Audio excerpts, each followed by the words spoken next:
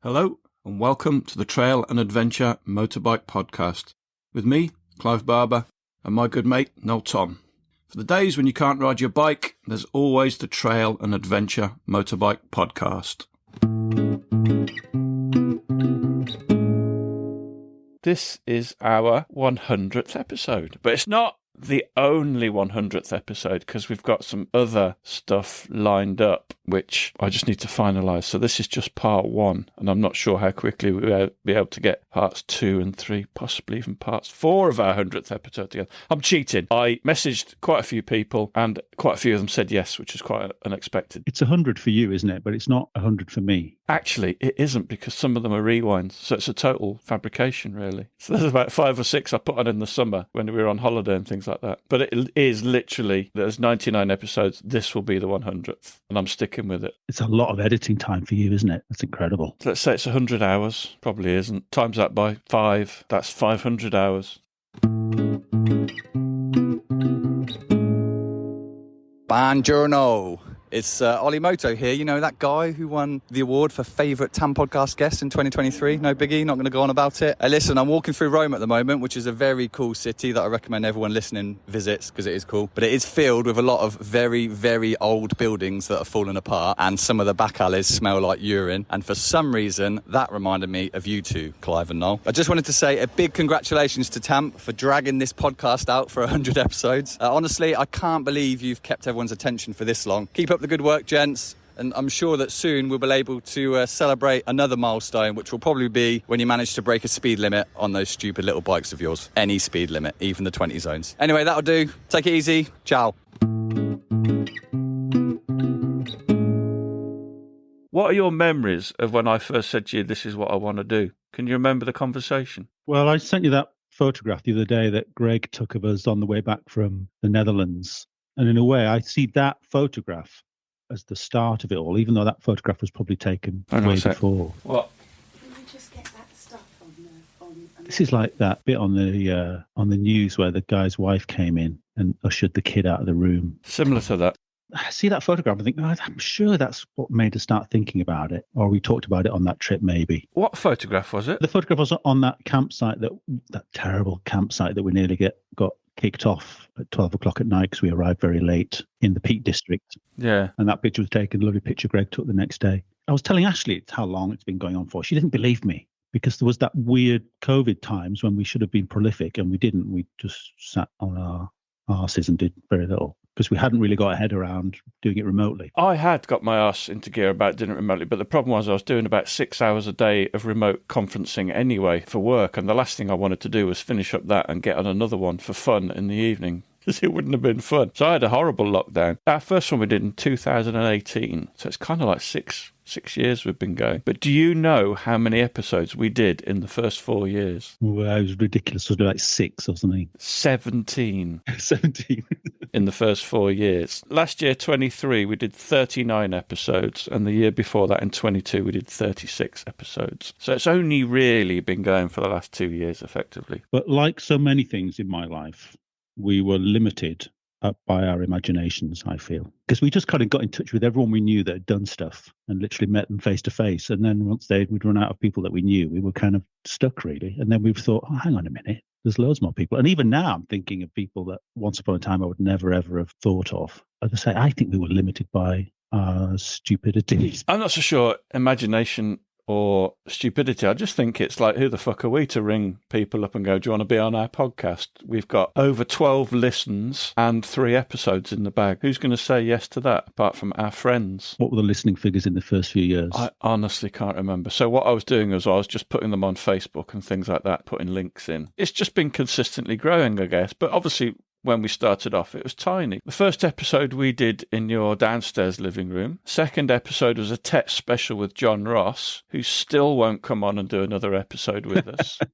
to update us on what's going on, even though we see him relatively frequently and I swap message very regularly. The third one was Greg, our friend Greg, off of Adventure Spec, or back then he was just Greg Villalobos, adventure filmmaker. Then it's my mate Peter, who used to run Wilderness Wheels in Morocco. Steve Stout and Stout lady Lucy Dunn. We were talking about the work that Steve does to maintain lanes. This is very dangerous, this whole listing people thing. You're going to either miss people out or get to a point and then stop, and you're going to miss someone out. We're going to miss loads of people, Lex. There's 100 episodes, so I'm not going to go through them all. But they were the first few. And it's basically people that we already knew and had something interesting to say. I think we should mention Chris. Chris was good, wasn't he? My friend Chris Bone. Yeah. Well, you've had a good few mates that have been on. Dan and Ed as well. They were particularly good. Dan and Ed. Neil. Yeah. And then we kind of ran out of people, really. We started doing things like we talk about our own trips. So we did a northern trip. That must have been just after lockdown when we were finally allowed out. Did a tour of the north, didn't we? Yeah. Another tech trip around the Northumberland area. We've done episodes about the tech. We've done beginner's guides. We've done episodes on trip planning, on the type of kit you should wear, on bike tech, perfect tech or trail bike, first aid episodes with Ollie, bike preparation and maintenance with Joe and Adam. We've done episodes on racing. We've done one on the ACT, and then we've done some riding tips with Lel. So it's not just world travellers. I think we should go back and do some more of, without covering the same ground, to find a way of doing more of those again with that whole Will, Alex crowd and Rupert and all that gang. They were great fun. I think the ones I've enjoyed the most have often been either with our friends, because it's just easy to have a nice, fun conversation, or, again, because we didn't know anybody, we did some episodes with people that listen to the podcast. So Dan and Alan, Alex and Magnus about his Iron Butt ride. So these were people that listened to the podcast. I invited people to come on and tell us about trips they'd done. We should do more of those. Some of the most memorable ones for me are the ones I wasn't a part of. They really stick in my memory for some reason because I don't know, it's fun to listen to them for the first time like that. We don't get to listen to a trail and adventure motorbike podcast, do we? Because, well, that was the thing. I started it because nobody else did one until about a year later we found out there was Adventure Rider Radio. We're very different to that, aren't we? It's not as funny as us. And he doesn't swear as well, or at all, possibly. I think you're swearing less, probably. Fuck off. Yeah, possibly.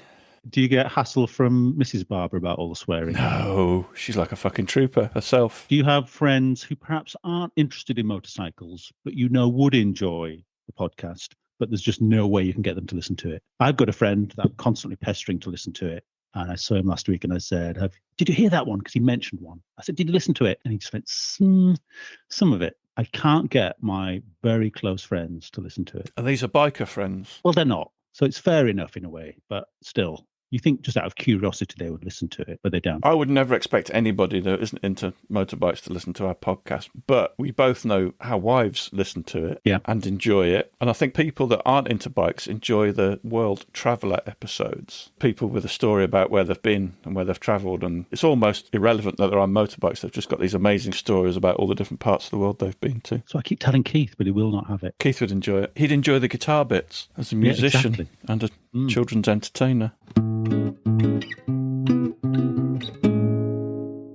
So this voice message for Clive and Noel is from Greg Villalobos. 100 episodes, well done. Congratulations on reaching that milestone. You've been very persistent. I remember us chatting over my mum's kitchen table way back when. I think we all looked a little bit younger back then. Well done. I'm really proud to have seen how much the podcast has grown, how much you've invested in energy and keeping it going.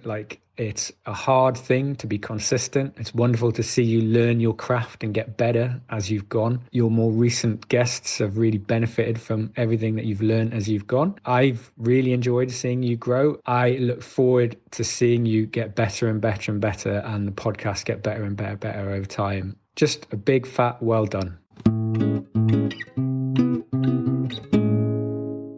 So I was having a chat with Simon from Real Riders, REEL. So he's a new podcast and he talks to motorcycling filmmakers. So I think he's done six episodes so far. I get the impression he's worked in radio. So he's a professional sound person. But he said, what were you doing in your first season? Because it sounded pretty rubbish. And I explained to him, we were just sat around a single hard disk Zoom device recorder. But obviously now we've picked up our game a little bit, and pretty much every episode we've done online, haven't we? Apart from Rohit. I naively thought when you told me about that, I'd seen that link. You sent me a picture the other day of that. There was a screenshot of that podcast. I hadn't really made that connection that it's Real Riders, as in filmmakers. Now, initially I thought, well, that's a short list, isn't it, that he's got to work at? But it's a huge list of people he can speak to, isn't it? It's a massive list. And he's keen to speak to proper filmmakers, people that tell a story rather than people that just attach a helmet camera. That's a great idea. What do you think are I've got a list here, top 6 most popular,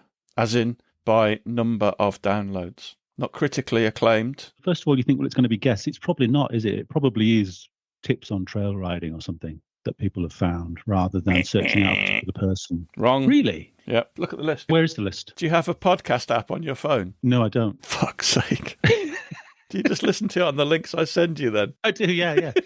I've got a weird Chinese phone and it's not friendly in that way. Try and guess which are the most popular ones. I have no idea because I'm just conflicted because I think about my most favourite ones. We'll come on to that. This is by popularity, which, as Sophocles said in 500 BC, is by no means a reliable guide. He said it in ancient Greek, but I've forgotten the ancient Greek now. I want Austin to be number 1, and it's probably not. Not even in the top 6. It's not bloody Ollie, what's his face, is it? Nope. And it's not riding tips or anything. It's not the Lels. Lel's episode is number 6 in the most popular, as in the first one we did with him when we just talked about Break Magazine rather than the riding tips. What's wrong with people? The most popular and probably the shittest is the very first episode we did. Because I guess people go, oh, there's a trail and adventure motorbike podcast. I like trail and adventure motorbikes. I'm going to listen to their first episode. This is terrible news, isn't it? It is. Because they might go back to the first one and think, oh, that's shit, I'm not listening to number 2. Exactly. Although that doesn't seem to be the case. You saying that's had most listens than any other podcast? Than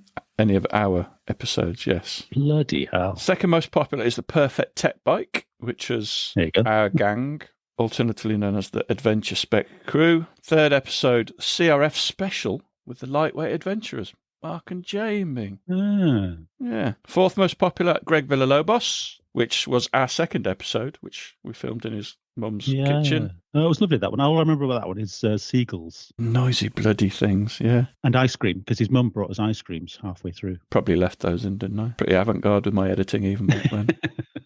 Fifth most popular and the worst sounding was the Tech episode with John Ross, and we sat in a secret location next to a river, and it was really noisy. And then the sixth one was Lel's first episode with Break Magazine. So John's actually saying, no, I refuse to come back on again. Yes, he's saying it in a very polite way. That's what he's saying. I'm going away with him in April. I could just subversively record him. Yeah, do it. Do it on your phone. Ferry. Yeah, your weird Chinese phone. That way the Chinese government will get it as well. Right, so just some statistics about, because it's got quite popular now. We're consistently sort of top 20 in the UK automotive podcast charts, although only 60% of our listeners are based in the UK. Goes down well in most English-speaking countries, Canada, Australia, US. But we get approximately, or just under 10,000 or around 10,000 downloads per month. Now, by a download, that's just somebody listening to it. Do you see who listens to the whole thing? Well, that's the thing. You can actually get statistics for it. I think it's called engagement or something like that. And we get really, really high engagement for podcasts. We get 80+%. Some of them are well into the 90s that people actually listen to the whole thing in one go, which is remarkable in podcast territories from what I've heard. We are top 5% podcast worldwide for first 7-day downloads. So that's a number of people listening within 7 days of it being released. Okay. Are you not impressed with that? I'm trying to work out. I'm terrible with numbers. We're the top 5% of first 7-day downloads. Oh, 7 day down. Okay. I mean, I thought our listeners were stupid, but for fuck's sake, they've all got it. You're the only one that hasn't. Yeah. Top 5% in the world. That's a good thing, right? That's good. Sounds good. And we're usually the second most popular motorbike podcast in the UK to a thing called Chasing the Racing. Chasing the Racing. It's all about road racing or track circuit racing. So that's got a massive, it's like fishing, isn't it? There's way more people into it than you would imagine. They do a good job, though. What are your favourite episodes then? Well, it was obviously a big deal to me. It's very predictable, this, but, when Austin came on, it was a big, big deal to me, really, just because I'd seen him at so many festivals over the years, and I'd read the book. Seen the film. A long, long time ago, saw the film. It was a thing that kind of inspired everything for me. It would be like you talking to you-know-who and you-know-who. No, I think Austin's up there for me as well. So that was a big thing. The other thing is he's fucking brilliant at talking. Yeah. I'd still be really nervous if he came on again. I'd still blow my mind a little bit. Only because he tells us off every time. And obviously the Brett thing, that sticks in your mind because of what happened to Brett, doesn't it? Yeah, absolutely. So glad we did that. And I'm even gladder that I got the opportunity with our pilot friend Nick to go out and visit him. That was really special, and meet his wife as well. It's a very unexpected thing, the ones that you really enjoy doing that perhaps you didn't think you would. Not that you wouldn't think you would, but they just, well, it's different for me because obviously I don't quite often know who it really is quite often until the last minute. Literally until the last minute. So last week we tried to record one, they didn't turn up. That's the second time that's ever happened. You said to me, "Who is it?" I spent hours doing my preparation. You didn't even know who it was. But then you come on and you'd be brilliant, so that's all right. I'm really proud of the first aid ones we did with Ollie. I think they were good. I mean, more to do with him than us, but I think they're great. And if you haven't listened to those, you should. Even on the ones where they've sort of been designed to offer advice or give opinions on things, I'm always amazed when people say that they liked them or that they picked something up from them, because I'm never really aware that we are giving any kind of advice, really, other than weeing in bottles. And people buy things based on stuff we've said, and that always scares me because people said, I took your advice, and I'm thinking, I didn't give any fucking advice. Don't listen to us. I don't think it's us. I think other people mention stuff when they come on. Maybe. I don't think we've ever said you must get a such and such a pillow. That was Thomas that said that. My Sea to Summit one is particularly good though. There you go. Ben King, he's always good value. I see that. I wasn't there for that one. I think I might have been away on one of my many exciting motorcycle trips. Dylan's was fantastic. If ever, as in Dylan Samwikrama, I still can't say it, if ever I'm talking to somebody and they mention my podcast, which is a big mistake because I'll talk about it a lot and they're not into motorbikes, I'll always say, this is the one you should listen to because that's an amazing story, quite unbelievable. How's your approach to doing them changed? Or has it changed? I think it's evolved very slowly. So I always do quite a lot of preparation. I'll spend a couple of hours thinking about questions. If they have any films or anything like that, I'll spend quite a bit of time watching films, going through their social media accounts, reading their books, whatever it takes to find out more information about them. I like to structure the conversation. I think this is why we work quite well together, because I will put the questions in a list that hopefully tells some kind of a story. And then you kind of listen and pick up on what they've said and add more. It's like you're putting the petals on the rose. I used to listen to a podcast called Song Exploder, and I think the guy's name was Rich Rolls. Does that ring a bell with you? Have you ever heard it? I think it used to be one of my favourites, yeah. Done many episodes. I think he did a TED talk about doing the podcast. It was brilliant. He said a lot of what I would say, but one of the things I remember was just that he'd learned to listen a lot more and learned to talk less. And I still stop myself from butting in quite a lot of the time because you just think nobody wants to hear my silly question. If someone's in full flow and telling a great story, just let them carry on talking. It's really easy to make your questions last for too long. So I'll go and edit one of us talking and we'll ask the same thing 4 different ways. So it's like, right, I could just edit that down to the first time you asked the question and just delete the rest of it. And that's the other thing that I've been amazed by in so many podcasts. It's just how good people are at speaking. Almost without fail, everybody we've had on, maybe it's just a human thing, right? And everybody's got it. And I don't know what it is because it's hard to sort of track time sometimes when you're recording them or you're very aware of time. But sometimes you think, oh, this story's going on too long. But you've really got to trust the person that they know this story and it does have a beginning, a middle and an end. And you've just got to wait a little bit longer. They're probably just getting to the end of the middle bit and we're about to get to the end bit. So just let them tell it. I really did enjoy that. Well, we spent effectively a weekend, didn't we, with Rohit Ashok? Yes. Toll-free traveller. That was really nice to be able to do it in person and spend a bit of time with him before or after we did it. And that was really nice. I'm always really impressed with Rohit. He's got such a following. You imagine he's got so many messages to deal with. But he's so good at responding to things and he's so good at keeping in touch. He's been great like that. One person I'd just like to mention who was really good with me last year when I was laid up was Darren. Darren Higginson. Yes, he was great last year. He was, I think, because he was injured as well. He was great at checking up on me all through last summer. Yeah, he's a lovely bloke, actually. Like a lot of these people, he's become a friend, hasn't he? So we've seen him at various festivals. Every time I go down to Rally Raid, he'll pop his head round the door because he doesn't live far away. Really good guy.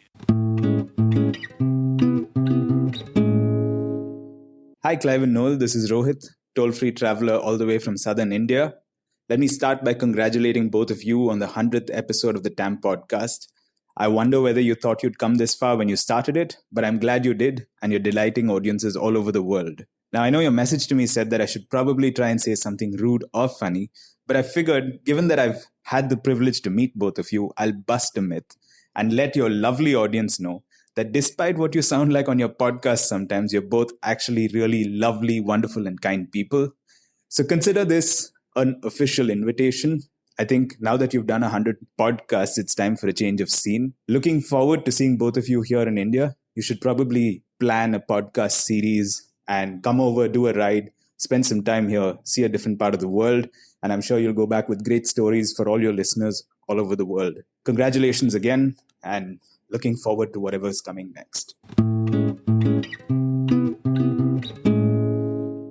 Other favourites? The sidecar guys, that sticks in my memory mainly because of the brilliant stories they told and his wonderful Texas accent, which was just so good. It's a good story. They are very, very funny people. And Lels, All the Lels. Yeah, Lels, very good. I mean, he doesn't stay in touch outside of the podcast. He does with but me. still. He invited me to London, remember, to be part of his pre-Dakar event show. That was amazing. Thomas, of course. Thomas Hansen was on a very early episode again and regularly in contact with him. We can get him on again, can't we? Be good to get him back on, find out what he's been doing. Have you seen his films? His films are getting so good. And he always cites Greg and us as being his initial inspiration, which is remarkable. I think he says that to everyone. You're probably right. But if that is the case, then the student has become the master. Are we going to see him this year? I'm thinking of doing one of two trips, either Norway, but it's such a fucking long way, or potentially me and my good lady wife to go and do the Wild Atlantic, or part of the Wild Atlantic Way in Ireland. And I'm not sure which. We've got a massive family holiday planned now, so that's going to take up quite a lot of holiday. But with Mrs. Barber, would that be both of you on the KTM?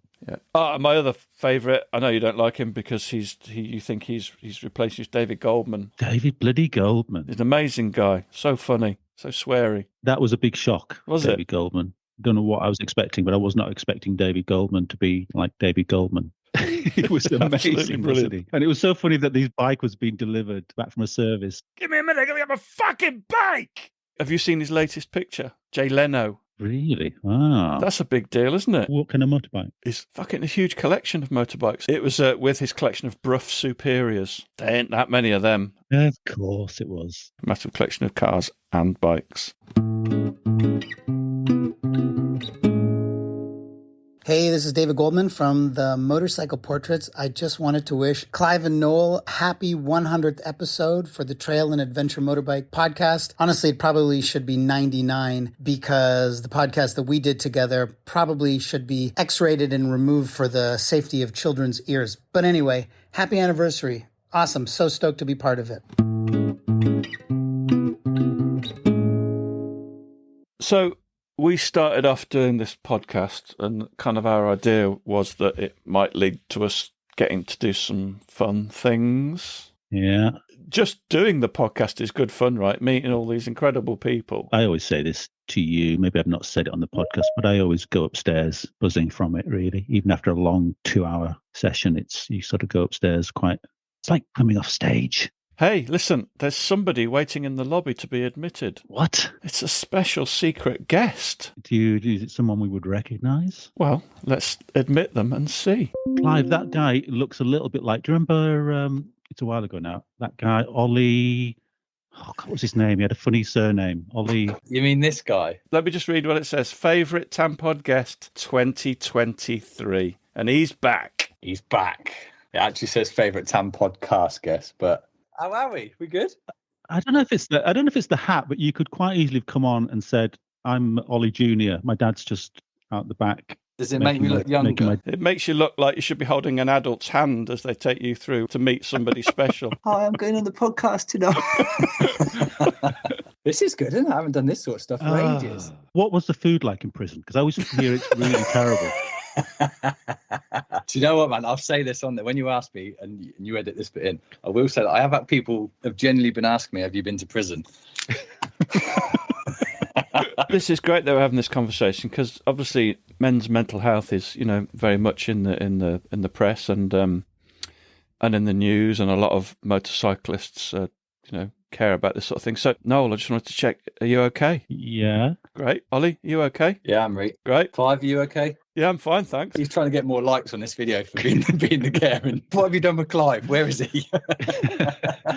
You've come back at a terrible time of year. Hang on a minute. We can't just let him turn up to the podcast and not ask the question. I know we're probably not going to get the truth, but Ollie, where the fuck have you been? The truth. What is the truth? This is the Matrix. The truth isn't that interesting. That doesn't make much difference for what you normally say, but carry on. So there was this burning orphanage, right? And I had to go and save a load of children. Now, I just got fed up of working for the man. I realised that I want to do more of this sort of stuff, i.e. ride bikes and get paid for it, which I'm sure many of your listeners would like to do, but I'm in a position where I might be able to make that work. I'm trying to get my ducks in a row by doing work here and there to earn a bit of cash so that I'm in a position where I can do this, do a bit of medicine as a freelancer. Because, working for the man sucks. I've worked very hard for lots of different people and it seemingly gets me nowhere. I thought I'd give it a go. But the truth isn't very interesting. That's about as much detail as I'm going to go into. But I've heard all sorts of rumours that I'm all around the world. I've been in prison. I haven't been in prison. So you've been away for a year. Yeah. What was it like when you sort of first stepped away from everything? Did it feel really weird to not be producing lots of content and stuff? Was it a nice adjustment or was it difficult? It was nice at first, mate. It was, you boys are busy doing this. If you're just down tools, it's a bit like, now I can relax. But then you soon start to miss it. And I came off social media for a bit, only because I had nothing to talk about. So I thought there's no point being on it. And then realised that's the only way I actually keep up with what my mates are up to. So I went back on it just to follow what they were doing. But no, it's good at first. And then I reckon after about 3 months, I properly started pining for the bikes. I didn't go and ride any because I didn't want to injure myself so I could keep being employed. But it went through like waves. Basically, if you boys brought out a really interesting podcast, I think, bollocks, I need to go ride a bike, really. And then that would subside for a bit and then it would come back again. And then hard to get back into, or did it just feel like you were doing it last week? No, mate, it was. So I came home. You've probably seen I've just been down to Morocco again because my mate Greg at Wheels of Morocco, shout out to Wheels of Morocco, very kindly invited me down just to go ride. And he basically nagged me to get down there. A bit like Clive nagging me to come back on this podcast. I didn't even ask you. You fucking messaged me and says, look, I'm back in the country. I'm desperate for attention. I've got a million texts from you. Don't give me that. Please, Ollie, please. No, it's good. I thought I'd be useless. And so I even said to Greg when I went down there, mate, take it easy on me because I've not been riding for ages, of which his response was, well, the first day's 550 kilometres. And then after that, we're doing some gnarly off-road. But I didn't kill myself, so it was all good. Just like riding a bike. Yeah. I want to hear all about it, but we need to find a way of doing it without prompting Clive to tell us when he was in Morocco story. 5 times. Have you been to Morocco, Clive? I've never heard this story. Don't know how we're going to do it. Before we start gobbing off, what am I actually here for? I don't know. You wanted to be on it. You told me to be on it, and I said I was what are you busy, here and I felt for? bad, so I've come on. You don't need a reason to be here, Ollie. No, but I thought this was like part of your. I don't want to steal the show. I thought this was part of your 100th episode. It is. It's our 100th episode, and we've asked you to come on a little bit later so we could do our 100th part 1 episode. And as Clive was telling me before you came on, yours was the number 1, the most downloaded episode we've ever had. Yeah, apparently. Amazing. Going off the figures, and it was in the first 5% of the first 24 hours of the 3rd month or something. And you got the award for the most popular guest. And it made me chuckle because when I asked you who was the most popular guest, you had to remind me it was me. Even though you've actually brought your trophy back with you. I think we should thank you again for that amazing film you sent us to show on the screen at the Lightweight Festival. That was very amusing. That was very funny. That was one take. My talents know no bounds. I asked maybe 4 people to send one of those videos in that couldn't be there. A bit like the Oscars. If you can't be there, you send a video in. Do you know who did them? Ollie Moto and Chris Birch. They were the only 2. What does that say about you and Chris Birch? That Chris is a really nice guy and I try too hard. That's exactly what I was going to say. I thought then you were going to say, do you know what? I asked 4 people if they know who Ollie Moto is and nobody knew. So Morocco, it was very cold in Morocco then. It was a bit nippy, mate. Yeah, it was a bit nippy in the mornings. We were up in the Atlas, obviously, to get down to the desert.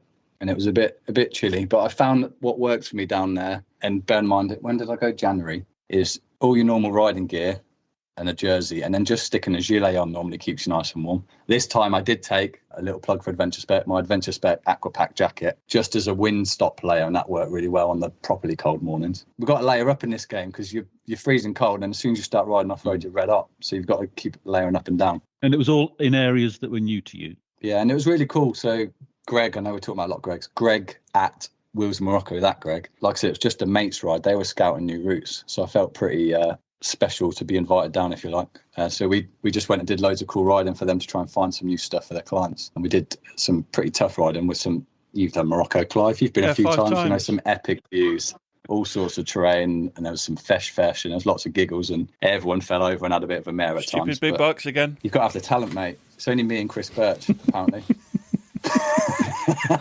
When are we going to see you back on our small handheld devices again then? What's the future hold? You've mentioned to me you've got something, you've got a big plan, but you're probably not going to tell us that. No, I'm not going to say my big plan. I'm not supposed to be back just yet. I'm in between work trying to figure out some stuff. Like I said, I've got to get my ducks in a row. So I've released some content. I've got some other stuff in edit that I'd like to release. I wouldn't say this is my major comeback just yet. And I only came back because I was getting nagged to release stuff by your wonderful listeners.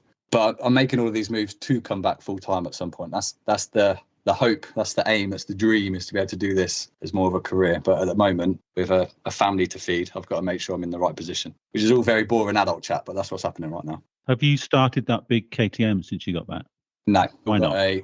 Well, because they all got service before I left, and I've put some shoddy oil in them just to sit in storage, and they're all completely drained, as in like vented and run dry, so they can stay like that for the time being. And the KTM doesn't work anyway because it's a KTM.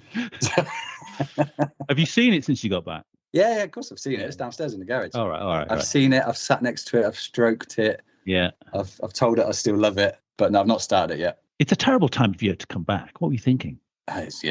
Yeah, it is a shoddy time to come back. Yeah. I thought it'd be cool coming back now because like there was Christmas and stuff, but no, you're right, it was rubbish. Like I said earlier, didn't have any choice, you were sacked. Or his release date came earlier than he anticipated. Hey, Claude and is it Niall? Is it Neil? Neil. What's the other one? Claude and Neil, it's Mark and Jamie here from the Lightweight Adventurers, and we just want to say congratulations, guys. I can't believe they've been podcasting for 100 years. 100 years. Well done on 100 years, your anniversary podcasting. You guys are doing great. Hold on, mate. I'm just reading the notes of what he's asked us for. It's not 100 years. It's 100 episodes. Oh. God, it feels like they've been around forever, doesn't it?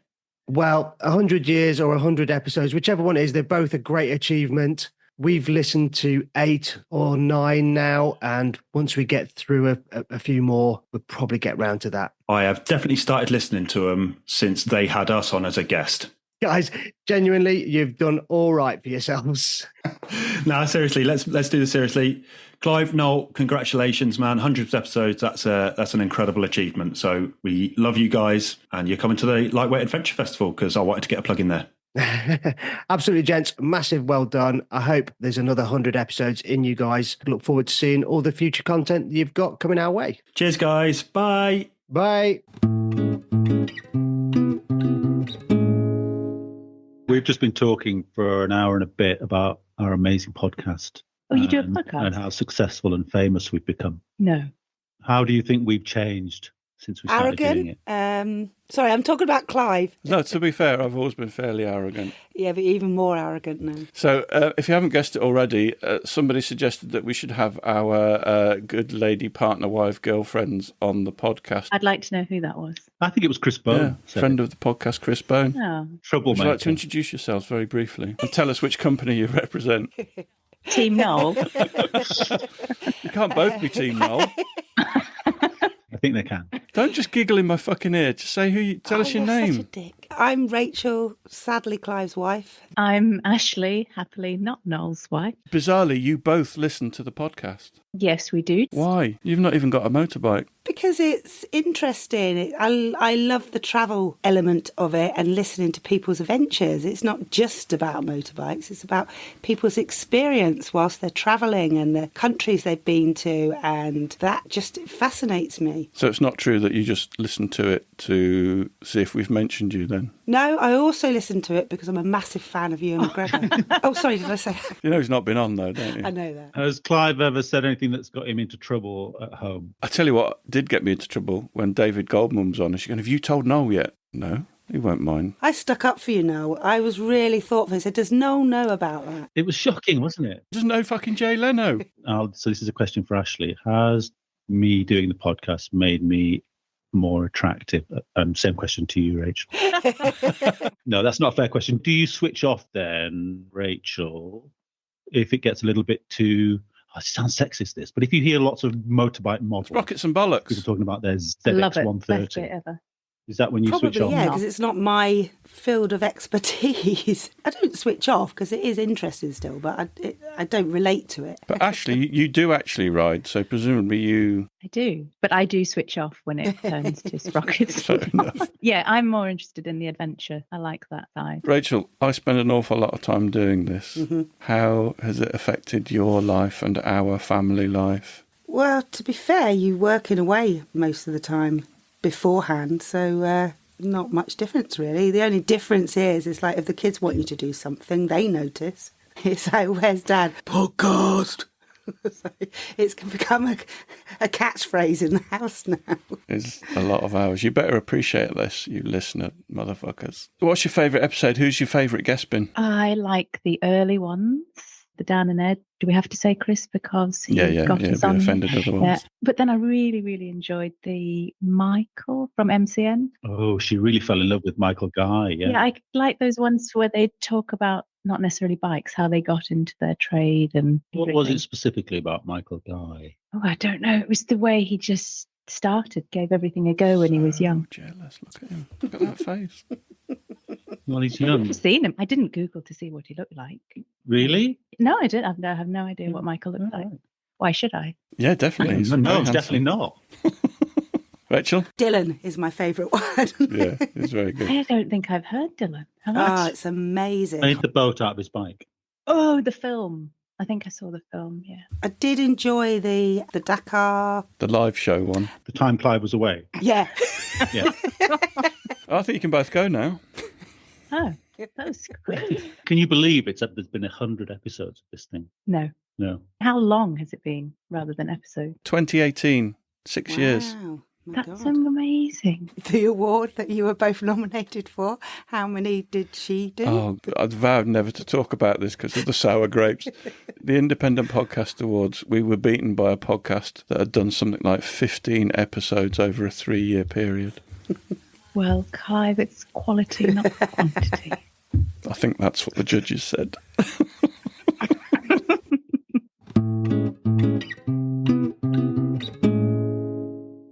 See, it's not as easy as it looks. No, it's really tricky. I've never seen how many bikes are in this garage. God. Fuck, game's up now. So, Noel, you've been buying and selling. I've become so despondent. Selling bikes, I've always been telling people it's so easy. Just stick them on the internet. You'll meet some great bloke who's really into bikes. He'll come around. You'll end up being friends forever. Because that's happened to me many times. But in the last month, I've been selling 2 of my bikes, and it's been absolutely torturous. And I don't know what to put it down to without being quite offensive to a large swathe of British population, but maybe it's a Facebook thing. Yeah. But my God, see these little reels on Facebook about these jokey reels about selling stuff on Facebook and how weird it is the way people will ask you if something's available and you say yes and then they just disappear. It really happens every day. You would get some quirky thing. The guy that bought my NC was pretty strange. You know, he was still moaning as he rode it away, sending me messages moaning about it once he'd got it home. This bike was fantastic, but he just felt the need just to tell me all the things he didn't like about it. Sent me a message when he got home to say, it's not as smooth as I thought it would be. Well, yeah, well, okay. As our friend Alex said, you know, if you want that kind of 20 grand BMW service, go to a dealer. If you're buying a two grand bike off the internet, yeah. It's been torturous. If anybody is interested, Noel's selling his old GS 1150. If they listen to this podcast, they're not going to be totally mental, are they? No, The of funniest course one was not, all no. the voice messages you got from that really drunk bloke. How many messages were there? About 10 messages? Yeah, some of them where he thought he was speaking to his girlfriend in Texas. They were very strange. It's made me think I should just keep the GS because it's not really worth selling for what it's worth at the moment. And I do love riding it, so I might just keep it. It'll have to be wrenched out of my hands now. I gave people the chance, but they didn't want an 1,800 quid GS, so I'll hang on to it. Did I tell you, I think I did tell you, didn't I, that I'd had lots of reassuring messages about my 800 GS purchase. I'm still getting them. Don't worry, mate. I've got one. It's been great. They're very reliable, aren't they? Oh, yeah. So we were talking about fun things that we've got to do. We've got lots, haven't we? And I think I possibly begun to take them for granted. And I need to kick up the arse to remind me that these wouldn't be happening if we'd not done this. Yeah, exactly. We've made friends from it. like really good friends, not just people that have been on the podcast, but people that actually listen to the podcast that we've met up with at Lightweight Adventurers, ABR, people we've been riding Michael with. Heaton. He's got more stickers than I have. But also, we've done some stuff for the TRF at the ABR a few years ago, 3 years ago. I flew to Virginia to meet Brett with Nick. That was amazing. I mean, Team Yaris, that's the best thing that's come out of it. It's Team Yaris. I think it probably is, isn't it? Yeah, bunch of people called Adam. Let's just do a quick resume of how that came about. We're at the Lightweight Festival. I think we meet a few people that we've sort of met online a little bit. Had we before? We didn't meet them for the first time. I think I posted saying who's coming to the Lightweight Adventurers Festival, and a few people said, I'm coming, but I'm coming on my own. And everybody that said that, I went, well, just come and hang out with us. We'll have a laugh. Little did we know they'd become the board of directors for the podcast. Exactly. And that's what they are. Every decision of any significance goes through them. I mean, granted, Rory is a silent partner in this. He's also still a child, so his opinion counts for naught. Yeah, but once he turns 16, he'll be able to make some executive decisions. We'll let him choose what fucking sweets to buy or biscuits or something like that. But Alex, Rory and the Adams have become a big part of life, haven't they? A daily part of life for us. Yeah, so we're on a chat group with those guys. If we go riding, pretty much everything I do, they get invited to now. Hello, Clive and Noel. Happy 100th TAM podcast. I expect you'll be getting a letter from the King for reaching this milestone, but just in case it's delayed, I thought I'd wish you all the best while you wait for the postman. I'm probably as surprised as you that you've made it this far, but after climbing to or near the top of the automotive podcast charts in Croatia, South Africa, Ireland, Finland, Iceland, India, Slovenia, Belgium, and even here in the UK, I suppose this day was always going to come. I'm looking forward to the next 100 episodes, though that will be 60 or 70 hours of my life I won't get back, though for a few of them, at least I'll be somewhere in the world and probably on a motorcycle. Ride safe, be it on a big or small bike, and I'll see you around. Cheers. I did my first trial. Absolutely brilliant fun. I didn't really know what to expect. You turn up, you park your van, you sign on, pay your 20 quid. There was an easy, a clubman, and a more difficult. I think it's 3 different routes on each section. 10 sections, 4 laps. So you do 40 different sections, and I was absolutely toast by the end of the first lap, but I made myself carry on doing it. Didn't come last, beat a couple of kids. Made some kids cry. It was a brilliant day. That's how shit I was. But it's one of those things, isn't it? I did that. I've had a trials bike for years. Never really ridden it properly. Did half a day's training, which was brilliant, as you know, because you've listened to the podcast. Went and did a trial. It's lovely. It's a really sociable occasion because you're kind of queuing up to get onto each section. So whoever's there, you just chatting with them. And I'd imagine if you did it with a couple of mates, you could all ride round together. I did it with a mate from Kendal, but we ended up somehow getting split up. Really nice fun, very sociable. I was going to say, did you feel tested by it? Was there some tricky bits? Properly difficult, which is why, for me, at my level, which is why I did so badly, actually fell off once. Any scary bits like really steep drops or steep climbs? Nothing that really scared me doing the easy section. There was a few steep drops and a few big climbs. There was one that was just literally just a climb up a very steep wall. And in the fall, did you literally part company with the bike and go flying? Tried to do a very, very tight turn, and then the front wheel just slipped the wrong way, and I just went flat on my face kind of thing. Rupert's our inspiration, isn't he? He's the work he's put in is just phenomenal. Actually posted one of his videos. Have a look on our Facebook. He's doing really well. This has been a fairly short episode, even though we've actually been recording for an hour and a half now, but I think it'll probably be edited down to probably about 40 minutes. But it is only part one. We've got 2 massive guests lined up, and I hesitate to say that they will definitely be here, but I mean, that's a sign of just how big they are. We don't even know if we've actually pulled it off yet, do we? Exactly, yeah. So they both said they would do it. They both seem really keen. We've swapped a few messages, both busy doing other things, but said, I'm definitely up for this. So hopefully we'll get them pinned down and get them recorded and get them released in the next few weeks. Excellent.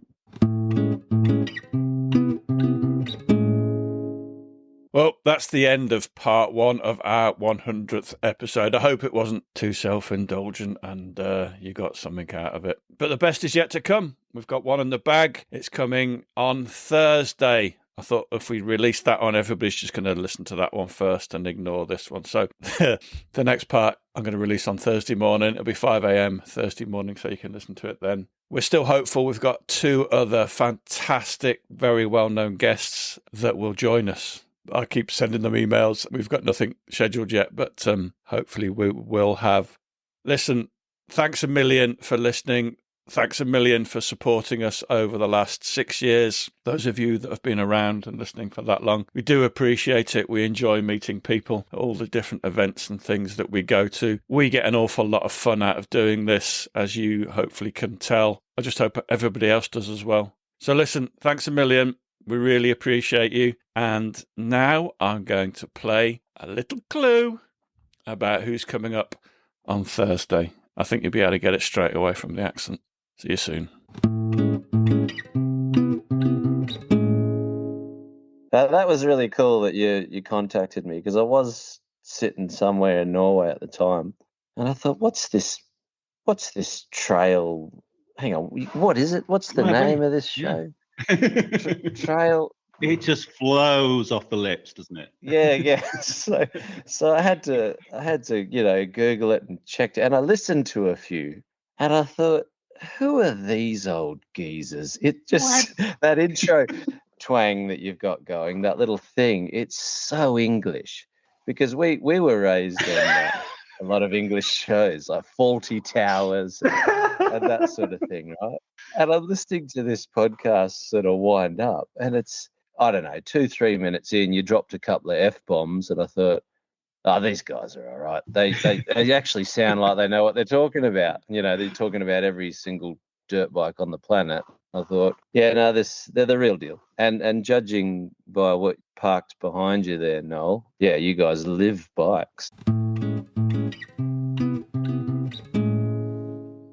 Thanks for listening. We really appreciate your support. Don't forget you can follow us on Facebook and Instagram. And if you really appreciate what we do, you could consider supporting us on Patreon or buy us a coffee. Links are available on our website, which is tampodcast.com, tampodcast.com, where we also have a limited selection of branded stuff. But either way, please keep listening and spreading the word. See you next time.